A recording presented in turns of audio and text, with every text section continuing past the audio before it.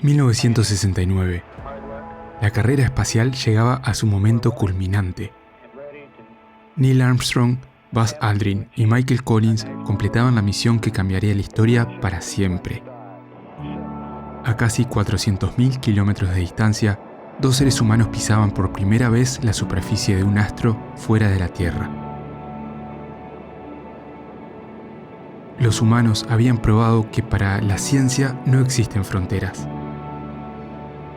Durante los siguientes 50 años seguiríamos viajando al espacio, pero sin ir más allá de la órbita terrestre. La Estación Espacial Internacional se convertiría en el hogar temporario de astronautas y científicos que, por turnos, a veces largos y a veces cortos, ayudarían a entender mejor cómo es vivir en un hábitat que no es el nuestro. 2026. Reed Wiseman, Christina Koch, Victor Glover y Jeremy Hansen cortan una racha de más de 50 años.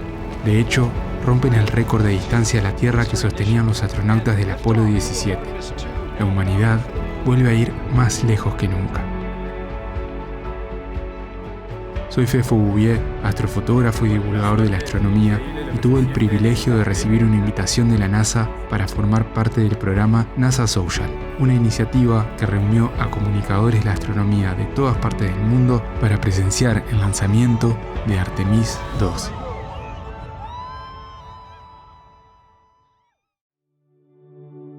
El programa comenzó el día anterior al lanzamiento. La NASA había preparado un itinerario que era literalmente la previa perfecta. La primera parada fue el Centro de Procesamiento de Sistemas Espaciales, donde el futuro de la exploración espacial se construye casi en silencio. Conocimos a Mark Weiss para entender cómo la NASA trabaja junto a empresas privadas para empujar la exploración espacial hacia adelante. Pero resulta que los cohetes no son la única cosa que se necesita para vivir en otros planetas. Este es el área de procesamiento de plantas dentro del propio Centro Espacial Kennedy, donde están cultivando alimentos para el espacio. Escuchamos a Gioia Massa y a Trent Smith hablar de cómo las plantas pueden beneficiar a los astronautas desde la variedad en su dieta hasta su bienestar psicológico. Como vegetariano me sentí particularmente entusiasmado porque pudimos ver las plantas que están estudiando, incluyendo frutillas. Mencionaron también que están considerando los arándanos porque los astronautas actualmente no tienen acceso a nada dulce, y aprendimos sobre misiones en las que planean enviar plantas a la Luna. Después llegó el momento que más esperaba, ver por primera vez el sistema de lanzamiento espacial, más conocido como SLS por sus siglas en inglés, con mis propios ojos. Creo que cuando lo ves, el cerebro no termina de procesar su escala. Mide 98 metros, más alto que la Estatua de la Libertad, y pesa más de 2.600 toneladas, el equivalente a más de 35 aviones comerciales. Y claro, cuando ves algo de esa escala, la pregunta inevitable es, ¿cómo lo llevaron hasta ahí? La respuesta fue nuestra siguiente parada, el Crawler Transporter, el único vehículo del mundo capaz de mover algo de ese tamaño hasta la plataforma de lanzamiento. Su escala es igual de impresionante que la del propio cohete, lo cual tiene todo el sentido. Cuando pasé por al lado de una de sus orugas, me di cuenta de que era más alta que yo. Nos contaron que este vehículo, el número 2, construido en 1966 y modernizado para soportar el peso de Artemis II, tiene el récord Guinness como el vehículo autopropulsado más pesado del mundo, con unas 3.300 toneladas. Y si te estás preguntando a qué velocidad se mueve, apenas supera 1 km/h, que es exactamente la velocidad correcta cuando estás transportando un cohete de esas dimensiones. Luego visitamos el edificio de ensamblaje de vehículos, 160 metros de altura, el edificio de un solo piso más grande del mundo. Para que te hagas una idea, la bandera estadounidense en su fachada tiene franjas tan anchas que podría pasar un autobús por cada una de ellas. Este es el único lugar donde se han ensamblado cohetes que llevaron humanos más allá de la órbita terrestre, y es precisamente donde se construyó Artemis II. Recorrerlo fue impactante, Incluso desde el piso 16, la escala seguía siendo abrumadora. Ahí dentro vimos de cerca un motor RS-25. 4 de estos impulsaron la misión Artemis II. Cada uno de estos motores genera alrededor de 2,2 millones de newtons de empuje. Funciona durante unos 8 minutos y medio para llevar a la tripulación a órbita. Los gases salen por la tobera del motor a velocidades cercanas a Mach 13, unos 16.000 km por hora. Eso te llevaría desde Los Ángeles hasta Nueva York en solo 15 minutos.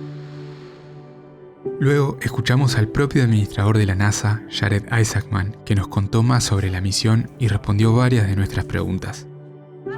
Y para cerrar el día, los participantes hispanohablantes de NASA Social fuimos invitados a visitar el sitio de prensa de NASA en español, junto al famoso reloj de la cuenta regresiva.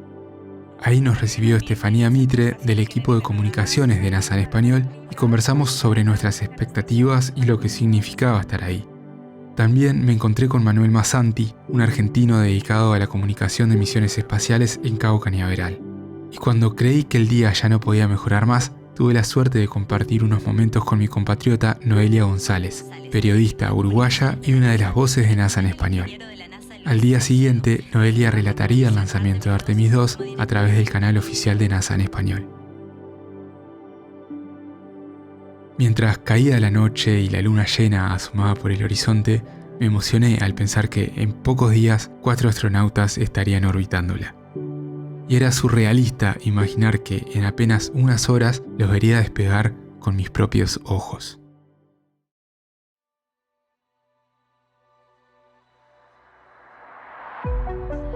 Empezamos la jornada siendo parte de la transmisión en vivo de la NASA. Quienes participábamos del NASA Social nos unimos a la gente de YouTube Collective para alentar a los astronautas. Después volvimos al Centro Espacial Kennedy. La euforia en la sala era total.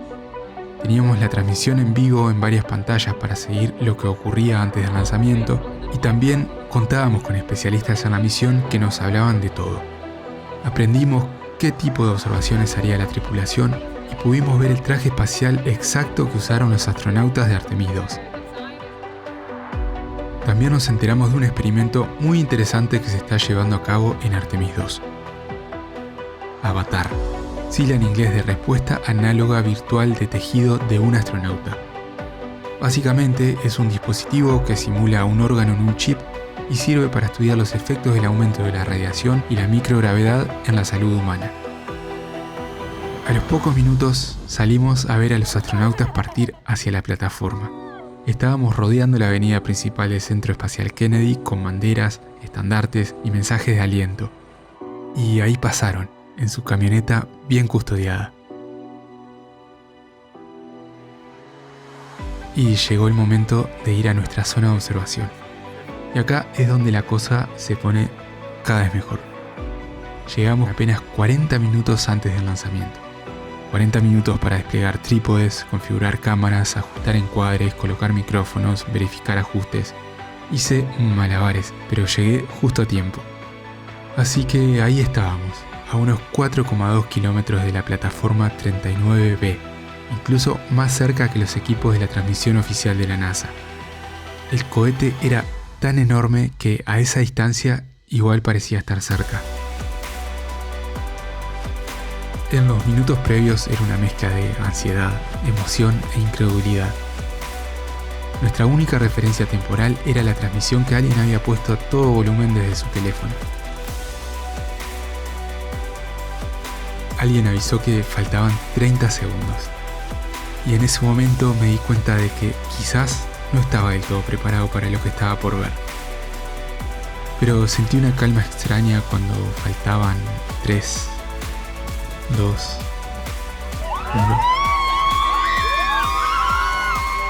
El SLS se elevaba rodeado de humo y fuego y tan pronto como lo vi moverse empecé a disparar.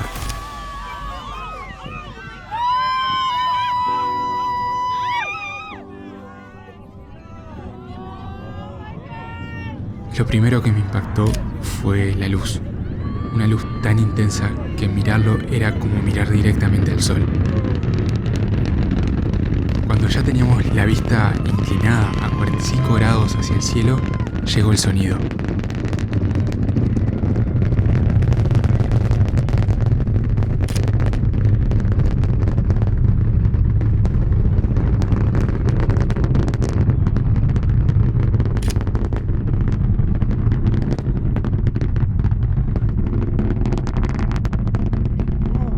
En cuestión de segundos se convirtió en algo que no tengo palabras para describir adecuadamente.